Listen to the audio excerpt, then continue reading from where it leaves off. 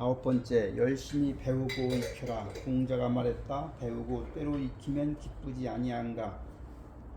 친구가 있어 멀리서 오면 즐겁지 아니한가. 사람이 알아주지 않아도 성내지 않으면 군자답지 아니한가. 이것은 논어 제1장 처음에 나오는 구절로 모두가 익히 알고 있는 말이다. 미국을 비롯한 서양의 학술 제도는 동일한 분야 내에서 임명 심사 제도를 원칙으로 한다. 메커니즘이란 측면에서 보자면 이것은 문제될 것이 없는 제도이다. 하지만 간과할 수 없는 문제가 있는데, 동일한 분야 내에서 익명으로 진행되는 심사 제도가 학술적 창의성, 학술 발전에 상당한 압박 요소로 작용할 수 있다는 것이다. 노벨상 수상자들이 발표하는 논문을 포함해서 그 학술 분야에서 새로운 주장을 하는 학자들은 대개 한바탕 곤욕을 치른 후에야 성과를 얻는다. 더욱이 혁신적이고 창의적인 주장일수록 실현에 부딪힐 가능성이 크다. 연구에 종사하는 친구 한 명도 이 제도로 인해 적잖은 고초를 겪었다.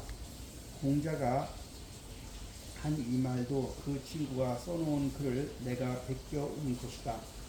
직접 쓴 맛을 경험한 후 그는 사람들이 나를 알아주지 않아도 성내지 않으면 군자답지 아니한가라는 이 말을 자기 책상 머리에 써 붙여놓고 있었다.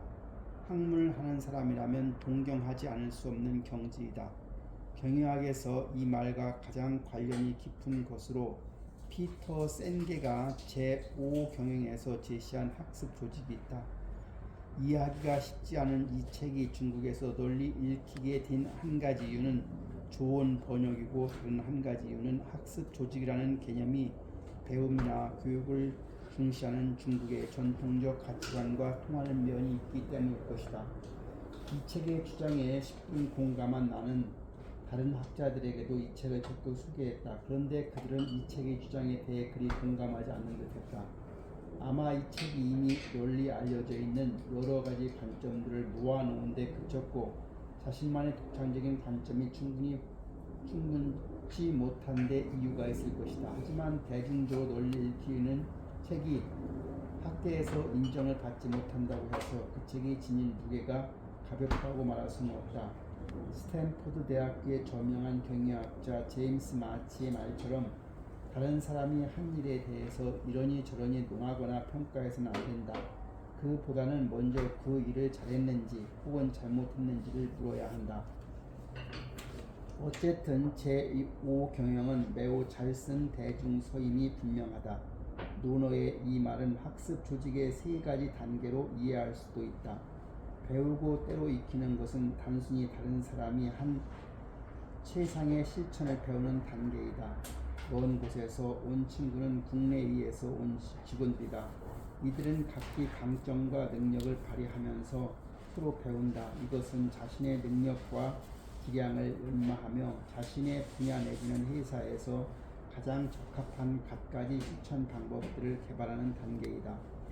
남이 알아주지 않아도 화를 내지 않는다는 것은 학습 조직에 도달할 수 있는 최상의 단계이다.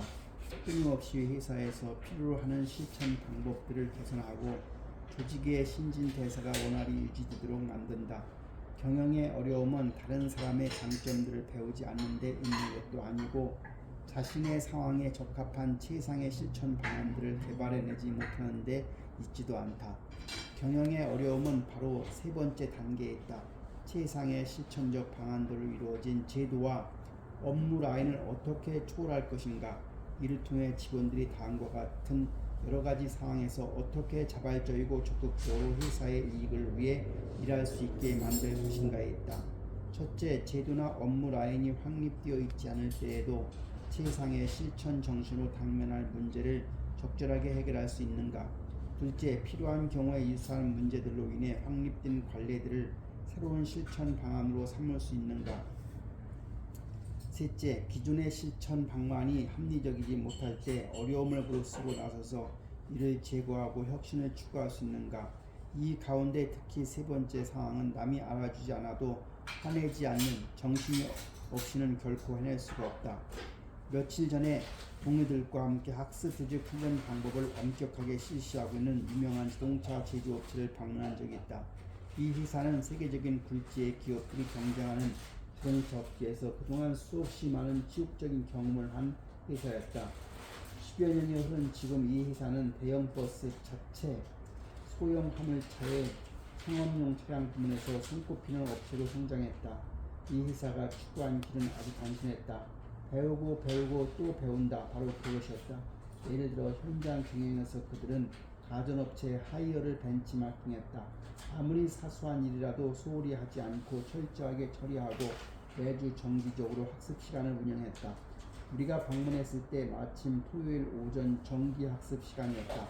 학습의 주제는 어떻게 하면 전염병을 예방할 수 있을 것인가 하는 것이었다. 여름이 가까우고 있었기 때문에 전염병 예방이 직원들의 출근율과 업무 효율을 높이는 데 중요한 문제가 되었던 것이다. 생산 라인 옆에 교실이 꾸며져 있었다. 조장이 먼저 회사 훈련센터에서 실시하는 강좌를 듣고 와서 다른 직원들에게 설명해 주었다. 다른 전형적인 신생 기업들과 마찬가지로 직원들은 대체로 젊었다. PPT 자료를 이용해서 임시 교사가 딘 조장이 열심히 설명했고 직원들은 귀 기울여 듣고 있었다. 회사의 출입문과 정문 한편에 걸린 체계적인 사고, 모두 같이 배우자라는 글귀가 눈에 들어왔다.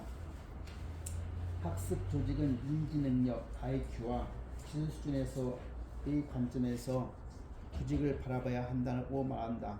하지만 대개의 경우에 조직의 문제는 할 수 없는 것이 아니라 하지 않는 것에 있다.